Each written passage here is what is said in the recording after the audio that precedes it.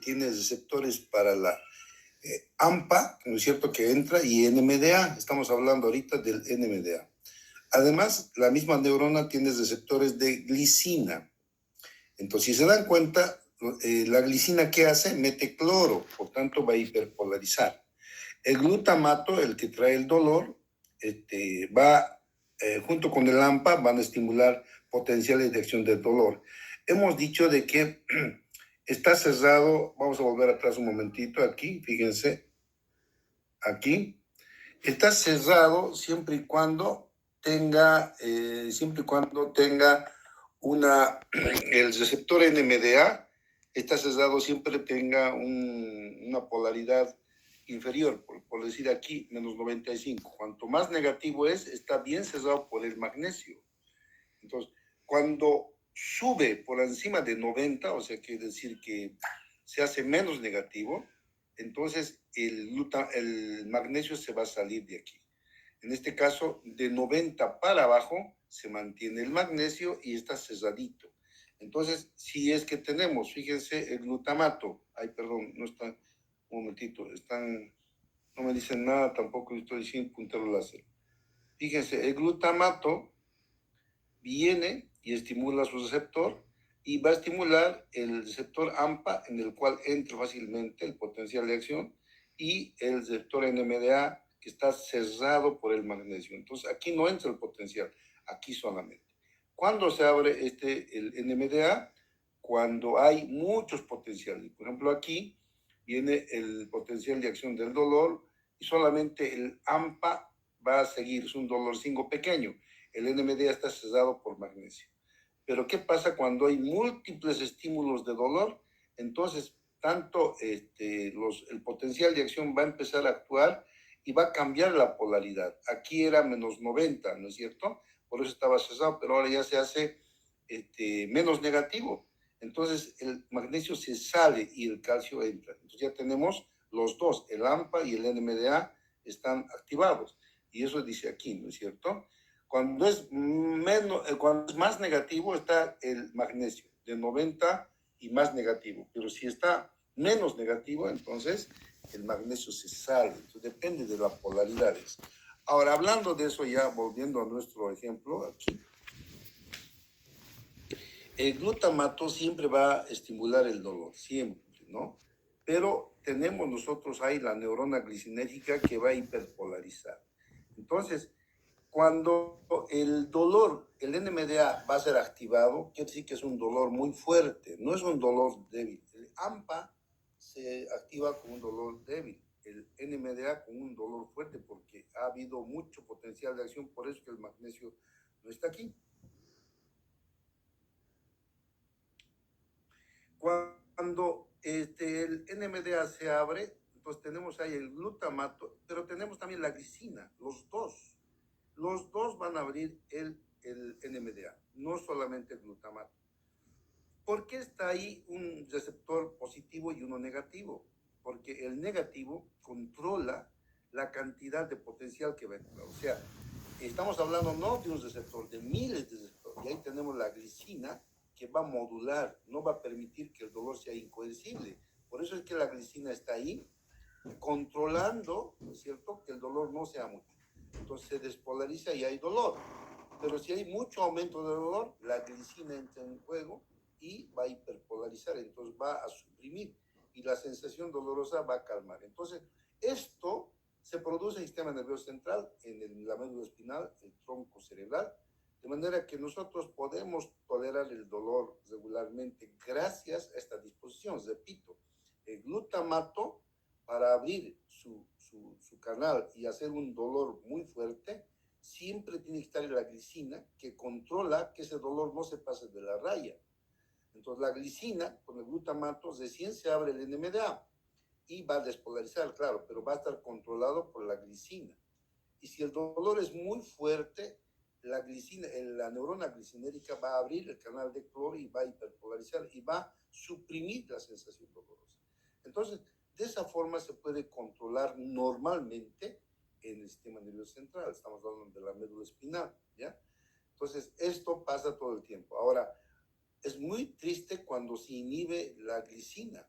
fíjense, hay inhibidores de la glicina que puede inhibirse, entonces solamente se abre el NMDA, pasa el dolor, el potencial del dolor, y aquí no hay quien abra el cloro, el canal de cloro, entonces no hay quien hiperpolarice, entonces la sensación dolorosa va a ser altísima, se llama alodinia, hiperalgesia, etcétera, cuando hay un problema de inhibición de la glicina, ¿ya? ¿Está entendido esto? Ya. Entonces, si no hay quien grite, yo creo que está entendido, pero cualquier duda, levantan la voz.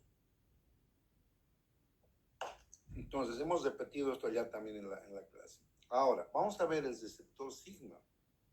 El receptor sigma es una proteína, es un receptor que está, que está en el retículo endoplasmático. Esta es la célula. Fíjense, esta es la célula. Y ahí tenemos los receptores del dolor, ¿no? Que van a entrar a dar el potencial del dolor. Pero también tenemos ahí, tenemos receptores opioides. Y sabemos que los receptores opioides van a inhibir el dolor. Entonces, esos inhiben el dolor. Pero ¿qué pasa con el receptor sigma 1? El receptor sigma 1 está, por decir, está enclaustrado, está cerrado en el retículo endoplasmático.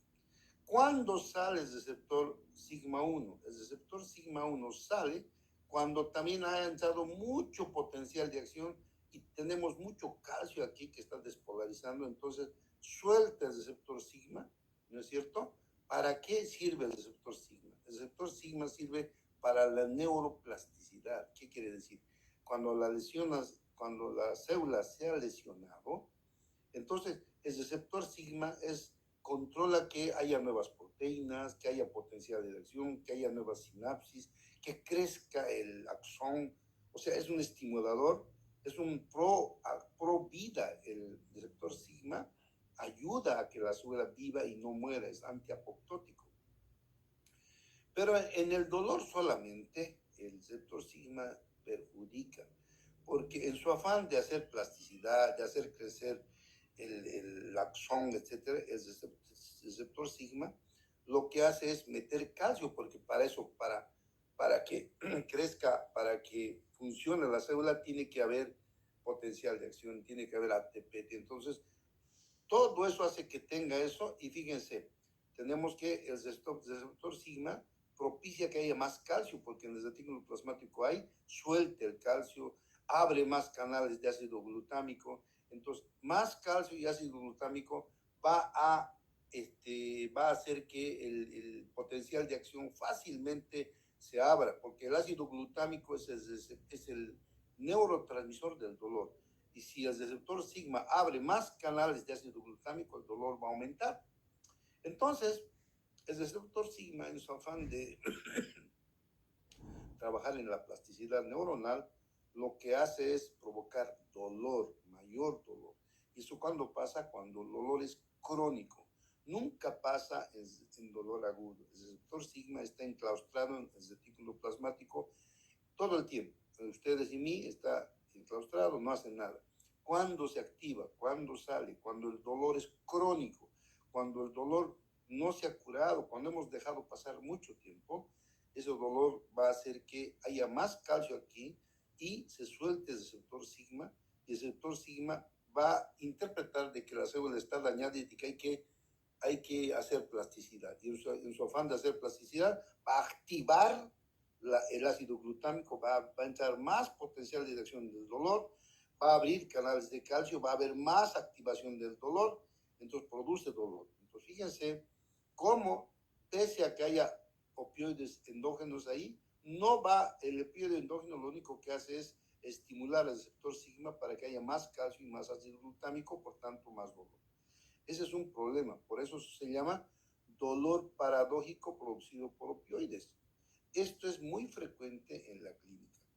Qué es raro, ¿no? Dando péptidos opioides que debían calmar, más bien nos provoca dolor por este problema del receptor sigma 1. Entonces, ¿qué debemos hacer nosotros? Bloquear al receptor sigma. Aquí tenemos bloqueadores que van a bloquear Entonces, los péptidos opioides van a provocar analgesia y no haber dolor, pese a que haya halógenos.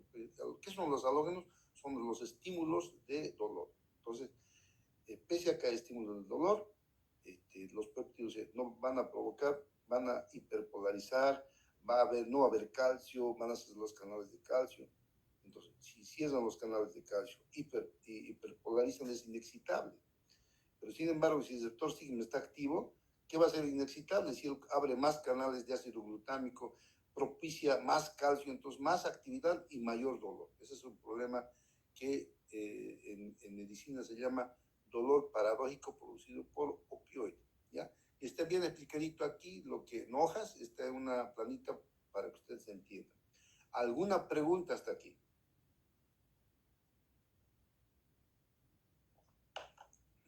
¿Alguna pregunta? Ya, si no preguntan, yo considero que están entendiendo. Vamos adelante, ¿ya? Hemos visto algo por esto ya, estoy repitiendo, pero es bueno para que ustedes entiendan. Los opioides son los mejores inhibidores del dolor, son los más potentes. ¿Por qué? Porque en la célula pre y post, por ejemplo, aquí tenemos la célula presináptica y postsináptica, ¿ya? Entonces, en la pre y en la postsináptico van a provocar esto, inhiben la adenilciclasa. La adenilciclasa es la que mueve todo, que los potenciales, que los neurotransmisores salgan, mueve la actividad celular, la adenilciclasa. Entonces, lo que hace es inhibir, lo paraliza la célula, inhibe la adenilciclasa y el AMP cíclico no se forma, una cosa. Segundo, siempre entra calcio, ¿no es cierto?, para activar, para que salgan los neurotransmisores. Lo siento mucho, lo cierra los canales de calcio. Después, si alguno ha logrado estimular, saca potasio. Entonces, al sacar potasio va a hiperpolarizar. Al cerrar los canales de calcio va a impedir que el estímulo logre sacar los neurotransmisores, ¿no es cierto? Y al inhibir el adenilciclasa, entonces va a impedir el AMP cíclico y se paraliza la célula. De esa forma, actuando en el presináptico y en el postsináptico, los opioides son los más poderosos analgésicos que tenemos. Hemos dicho que los opioides no solamente tenemos, nosotros conocemos los sintéticos, pero los opioides naturales que estamos ahorita en fisiología son estos, que es natural, que lo tenemos en forma natural, que eso nadie nos ha inyectado, pero nosotros tenemos beta-endorfinas que se forman en el hipotálamo, tenemos encefalinas en el tronco y en la médula espinal y dinorfinas. Estos van a inhibir el dolor, van a ayudar a la homeostasia, van a controlar el sistema cardiovascular, el estrés y la inmunidad. O sea, nos hace un bien estos opioides, no nos hacen mal. Entonces tenemos el sistema nervioso central. Para que actúen estos opiáceos o opioides endógenos, necesitan receptores donde van a actuar. Tenemos tres tipos de receptores: receptores mu, receptores kappa y receptores delta. Entonces, estos receptores están, fíjense, en el cerebro, en el tronco encefálico, en la médula y también están en el cuerpo, receptores opioides, donde van a ir estos opiáceos a estimular ¿qué? La analgesia, el control del estrés, la inmunidad y también hemos dicho ayer, el placer, ¿ya? Dan placer, o sea, el opioide endógeno causa un placer natural, pero los opioides sintéticos causan placer multiplicado por 1000 y por eso causa adicción. Fíjense, aquí tenemos el cerebro y ahí tenemos los receptores opioides que están diseminados tanto en la corteza, también en la región subcortical, en el tronco encefálico, en la médula, y no solo en la médula, tenemos en el corazón, estómago, intestino, vejiga. Todo tenemos receptores opioides, ¿no?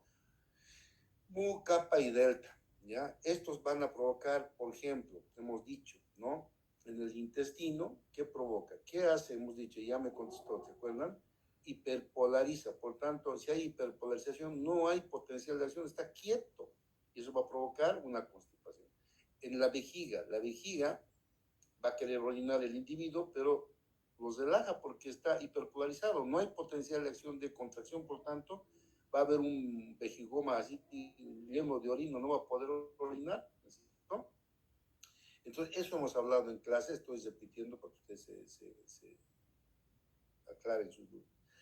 Fíjense, la depresión hemos hablado también aquí en el bulbo, aquí tenemos el centro respiratorio, y el centro respiratorio mata estos especialmente con los opiáceos sintéticos. ¿Por qué? Ya me lo ha dicho, ¿no es cierto, Leonel? Hiperpolariza el centro respiratorio. Si el centro respiratorio está hiperpolarizado, el centro respiratorio manda que sus potenciales de acción al pulmón para que se respire. Y si no manda, está quieto, el pulmón deja de respirar y se ahoga una persona, se asfixia porque no hay, el pulmón deja de funcionar, quiero decir, la pasilla costal, ya no hay inspiración, expiración, por tanto va a morir. Entonces, esta depresión es muy frecuente en los opioides exógenos, pero nosotros tenemos un medicamento que se llama naloxona, que es el que va a desplazar, en este caso, el opioide, y una vez que desplaza, la naloxona no produce depresión, sino que permite que nuevamente active la neurona, ¿ya? Esto hemos avanzado, pues estoy volviendo a repetir para que nadie quede en la nebulosa, ¿ya? Cualquier pregunta, levantan la voz. Bien, vamos a ver ahora esta parte del sistema de analgesia. Toda vez que nosotros tenemos dolor, entonces el dolor entra, ¿no es cierto?, por la médula espinal, pasa al frente y sube hasta la corteza sensitiva, ¿no? Tenemos corteza sensitiva 1 y 2. Pero también una vez que ya tenemos esto, y además pasa a la corteza cingulada está por debajo. Una vez que pasa eso, del tálamo va a empezar a bajar una modulación. ¿Qué quiere decir? Una inhibición descendente del dolor. Entonces baja a la sustancia gris pericorrectal, al tronco, a la médula espinal. Y eso se llama el sistema de analgesia y la modulación supraespinal del dolor. Entonces, para esto tenemos tres centros importantes: la sustancia gris pericorrectal, el núcleo magno del zafe y la médula espinal. Estos son las estaciones de relevo. ¿Qué quiere decir? El tálamo baja a la sustancia gris pericorrectal, ¿no es cierto? Aquí está, baja la sustancia, aquí está la sustancia gris, fíjense, entonces baja de aquí a la sustancia gris, y en la sustancia gris hace relevo, y de ahí baja a la médula espinal, que está aquí, y ahí tenemos nosotros ya las células que van a secretar. ¿Por qué estas sustancias de relevo son importantes? Porque en estos lugares se secretan opioides, encefalinas, dinorfinas, beta-endorfinas. Estos opioides son neurotransmisores calmantes. Llega aquí, inmediatamente baja calmando, va a empezar a bajar, va a dar analgesia. Por eso es que ustedes, cuando alguna vez, ojalá que a nadie le haya pasado, pero por ahí se han hecho morder el dedo en una puerta, el dolor es exquisito en ese momento. Pero luego de un minuto ya no es tan fuerte, calma. ¿Qué ha pasado? Que el dolor ha sido modulado, ha disminuido por este sistema de analgesia natural que tenemos. A partir de su tálamo ha bajado los potenciales de acción inhibitorios para que este mismo se vaya cerrando y hasta que llega a la médula, y ahí prácticamente se cierra la puerta. Por eso se llama sistema de inhibición del dolor. Entonces, estos tres son importantes. Aquí se producen donde se produce la sinapsis, donde hay estas opioides endógenos que van a calmar el dolor. Aquí tengo el dibujito, fíjense, del tálamo pasa a la sustancia gris pericorrectal, es el primer relevo, ¿no? Luego va a bajar al núcleo magno del zafe, aquí, y finalmente va a ir al complejo inhibidor de la médula espinal. Estos tres son los lugares donde actúa lo siguiente. Aquí tengo anotado, fíjense, del tálamo para actuar sobre la sustancia gris pericorrectal, secreta que encefalina. La encefalina es un inhibidor del dolor, natural, ¿no? Del tálamo, entonces las neuronas que llegan a la sustancia gris pericorrectal secretan encefalina. De aquí salen los axones y van a llegar al núcleo magno del zafe. y allí secretan ¿qué? Serotonina. Y con serotonina van a inhibir el dolor. Y de ahí salen los axones nuevamente hasta la médula espinal, y en la médula espinal tenemos nosotros neuronas que secretan encefalinas. Entonces, el dolor que está entrando, la encefalina, lo va a bloquear. Y si es muy fuerte, se bloquea en este lugar, en el núcleo magno del RAFE, y si no, se bloquea finalmente en la sustancia gris pericordial.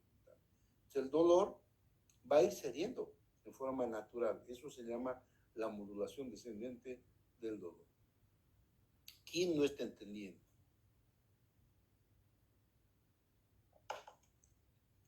¿Está todo entendido? ¿Juliana está? Juliana no ha venido de nuevo. ¿Está Juliana? No está. Juliana tampoco está. Víctor tampoco está. Leonel, hola. ¿No hay nadie? Hola. Sí, se le escucha, doctor. ¿Y por qué nadie responde? Creo que estamos tú y yo nomás. Yo, Andrés, presente. ¿Quién habla? Andrés, presente, doctor. Andrés, bueno. ¿Y Mario? No sé, en su casa. Bueno, por lo menos Mario, Paola y pocas personas. Ya, entonces estamos pasando. Sigamos. El sistema de compuerta nuevamente está aquí, fíjense. Puede ser estimulado por el estrés, por la actividad física, por la sugestión. Cuando una persona tiene que salvar a su hija o a su hijo, puede estar sangrando en ese momento, no siente dolor porque se sugestiona para salvar la vida de su ser amado y no le duele. Hasta que pasa recién, entonces el sistema de compuertas se cierra, las emociones, el estado de ánimo puede cesar, ¿no? Fíjense, aquí está el dolor, el receptor del dolor entra por aquí y concomitantemente entra el dolor y sube al cerebro por la médula espinal. Ahora, una vez que llega a la médula espinal, a la corteza, baja, fíjense, por el tálamo y va a ir a la sustancia gris pericordial. Allá secreta, ¿no es cierto? Su relevo va a actuar y ahí de su relevo va a ir al núcleo magno del RAFE, aquí también conecta, hace sinapsis y finalmente va a llegar a conectar a la médula espinal, donde tenemos neuronas. Estas neuronas son opiáceas, ¿no? Neuronas que secretan opiáceos, encefalinas. Fíjense cómo está conectando al ingreso del dolor y el otro en el post. Tanto la neurona pre y post están siendo inhibidos del dolor. Entonces se llama sistema de compuerta. ¿Ya? ¿Alguna pregunta hasta aquí? Ya, sigamos adelante. Se bloquea el dolor. Entonces aquí está lo mismo, ¿no es cierto? Las tres partes importantes donde hay un bloqueo del dolor, aquí viene, y aquí hay el primer bloqueo de las neurosopiáceas que van a bloquear, pasa al frente y va a ir hasta el núcleo del magno. Ahí también va a haber, y va a haber también aquí en la región del tercer ventrículo, ¿sí? En la región de la sustancia gris pericordial. Es lo mismo. Esto pasa frecuentemente, ¿ya? Fíjense, este es el dolor, aquí tiene el receptor del dolor, viene, entra a la médula espinal y ahí estas fibras van a pasar al frente. Ahora, cuando llega aquí, tenemos nosotros las interneuronas, que son opiáceas, estas interneuronas. Si nosotros nos hacemos un daño, nos hacemos una atrición, tenemos nosotros fibras del tacto que tienen mucha potencia, son fibras que son mielinizadas, vienen con potencia esas fibras del tacto y van a estimular a interneurona encefalinérica, a esta interneurona que es opiácea. Y esta va a inhibir al ingreso del dolor que ustedes se han hecho morder con algo, ¿no? Entonces, ¿qué pasa? Que cuando nosotros nos caemos, nos chocamos, nos duele, ¿qué hacemos? Friccionamos. La fricción del lugar estimula el tacto por el receptor AB y tiene potencia ese estímulo y va hasta la interneurona encefalinérgica, opiácea, y esta opiácea va a secretar encefalinas para inhibir el dolor que ustedes se han causado. Esto es bien frecuente, pues, prácticamente todos lo hemos vivido, ¿ya?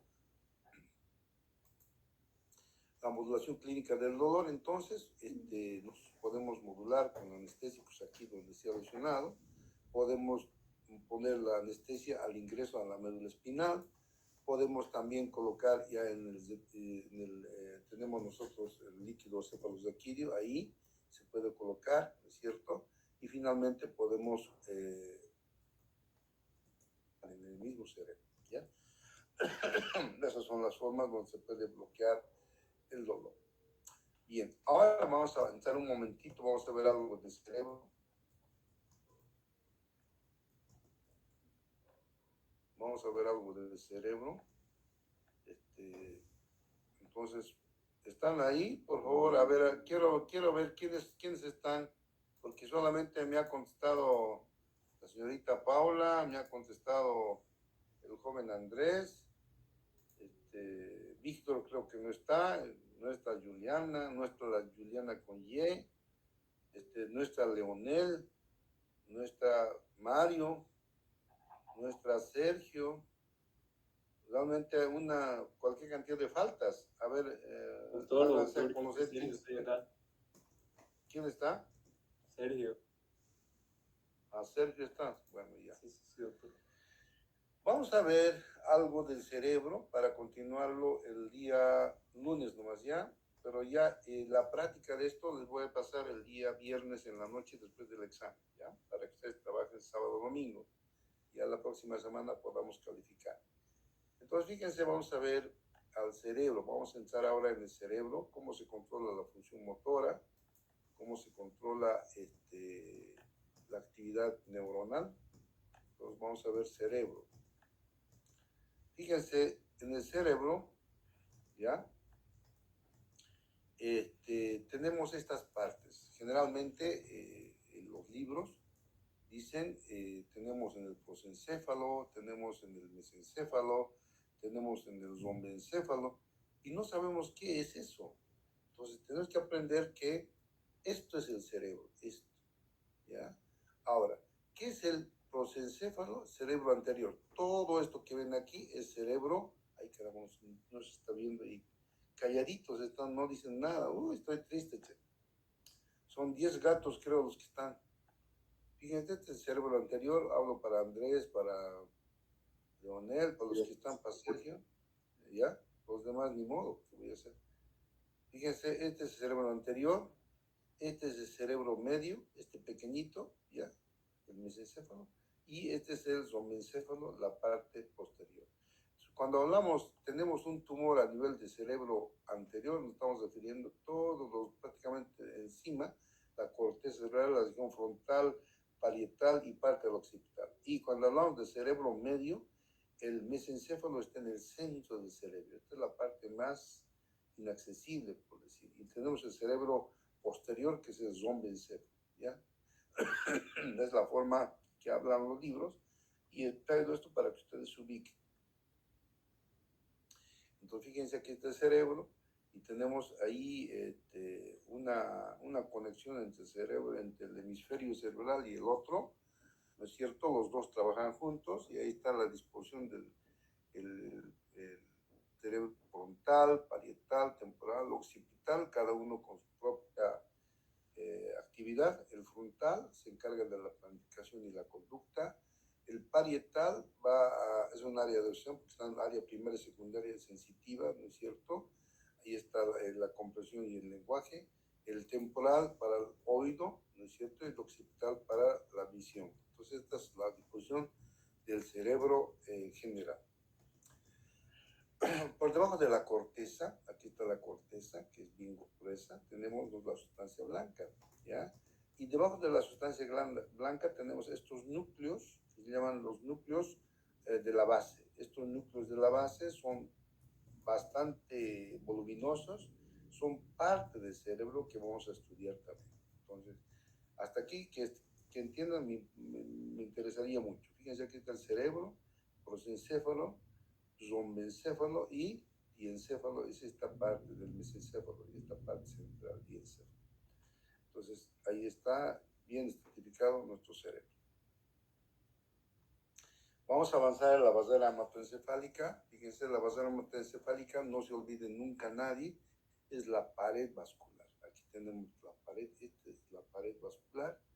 A nivel capilar, tenemos ahí la membrana basal, tenemos los podocitos que son estas, fíjense, estos son los podocitos. Este es el endotelio que está por dentro. El endotelio son células que están por dentro, están afuera de la membrana basal. Estos son los podocitos y no se ven los pericitos aquí, pero aquí sí se ven los pericitos, son neuronas contráctiles, ¿ya? Entonces estos son los pericitos. Todo esto van a formar la basera hematoencefálica. Esto es importante entender. Hay lugares del... Aquí esto está prácticamente la pared del vaso.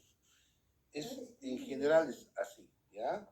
Está formada, repito, la basera hematoencefálica por la membrana basal, que es esta, el endotelio, que es este, con su núcleo, los podocitos, que son estos, ¿no es cierto?, que están ahí tapando, y por fuera los pericitos, que son contactos. Esos son los que forman la basera hematoencefálica, pero está en todo el cerebro, pero hay áreas que no tienen basera hematoencefálica. Y son las áreas circunventriculares, Tenemos los ventrículos de aquí. En cada lado del cerebro tenemos un ventrículo, otro ventrículo, están llenos de agua. Aquí tenemos el cuarto ventrículo, aquí tenemos el tercer ventrículo, ¿no? A los lados, y por aquí está pasando el agua, el líquido cefalorraquídeo. Ahora, las zonas del encéfalo sin basera hematoencefálica son circunventriculares, que quiere decir que están alrededor de los ventrículos, alrededor, no están aquí, porque aquí sí o sí tiene que tener basera, están alrededor. Por eso hay vasos que están conectando con los lugares donde no tiene, son circunventriculares, no tienen basera hematoencefálica. ¿Para qué no tendrá? Precisamente para poder pesquisar la osmolaridad, para poder captar el grado de, digamos, de tóxicos que hay en el caso de la lámina de los vómitos, etc. Entonces, sirve para eso estas partes que son zonas del encéfalo sin basera hematoencefálica. Entonces, eso, aquí tenemos nuevamente, fíjense, aquí está la glándula pineal, el órgano supraumbilical, aquí está la hipófisis, el área postema, donde está la zona gatillo del vómito. Entonces, estas son áreas que no tienen basera hematoencefálica. ¿Por qué? Porque se encargan de censar, o sea, son sensores de lo que la sangre trae. La sangre, repito aquí, fíjense, la sangre está en total ahí no hay contacto. Aquí están las neuronas y aquí está la sangre. Entonces no hay contacto porque todo está cerrado herméticamente por la basera hematoencefálica, la pared. Pero estos lugares donde no hay basera hematoencefálica, alrededor de las cisternas, ¿no? Alrededor de los ventrículos, no tienen basera hematoencefálica, quiere decir que su pared es solamente de endotelio y puede censar cualquier alteración de la sangre. Entonces, esos son estos lugares que están aquí, los órganos circunventriculares, por ejemplo, el área postema del vómito, el área subcónico de la osmolaridad para regular la sed, ¿no? Tenemos la neurohipófisis que va a liberar hormonas, esta aquí, esta libera hormonas, que sin ellas nos morimos, ¿no es cierto? Y esos son los órganos circunventriculares. Algo vamos a ver de la basera hematoencefálica y de la autorregulación cerebral. La autorregulación cerebral, fíjense qué quiere decir, que la cantidad de sangre, entiendan por favor, que entra por aquí, siempre tiene que ser acorde, porque el tejido cerebral necesita mucho oxígeno, mucho nutriente, mucha circulación cerebral. Pesa solamente 1,5 kilos pero ocupa el 20% de oxígeno, fíjense. Entonces, se respira tanto aquí. ¿Y por qué se respirará? Porque ahí se produce la formación de potenciales de acción. El potencial de acción es un impulso nervioso, es energía eléctrica. Entonces, para estar todo el tiempo mandando potencial de acción, pues necesita mucho oxígeno. Entonces, el oxígeno y la glucosa son importantísimos en el cerebro, ¿no? Y aquí está un condensadito de lo que dice el libro, ¿no es cierto? Que oxígeno, valores menos a 25 milímetros de mercurio de oxígeno producen coma. La glicemia en 30-40 es confusión mental, y abajo de 30 aparece coma, ya sabemos que es coma, ¿no es cierto? Y para que no pase estas desgracias, tenemos la autorregulación cerebral. La autorregulación, su nombre lo indica, autorregulación, que se regula mismo, se regula el cerebro mismo, que la cantidad de sangre que circule aquí sea siempre igual, no puede variar, no puede ser más, tampoco puede ser menos. Tiene que haber esta cantidad de sangre que esté circulando todo el tiempo por el cerebro. Entonces, para eso tenemos la autorregulación cerebral. Fíjese que está determinada por el CO2 y por la presión arterial media. Entonces, entre los dos tenemos que cuando la presión arterial está muy fuerte y el CO2, ¿no es cierto?, va a haber una vasoconstricción aquí, desde aproximadamente 50 de presión media hasta 150. Luego de eso va a haber un desbalance. Entonces, si digamos la presión sigue aumentando, va a vencer la presión a la vasoconstricción y aquí va a haber explosión, hemorragia.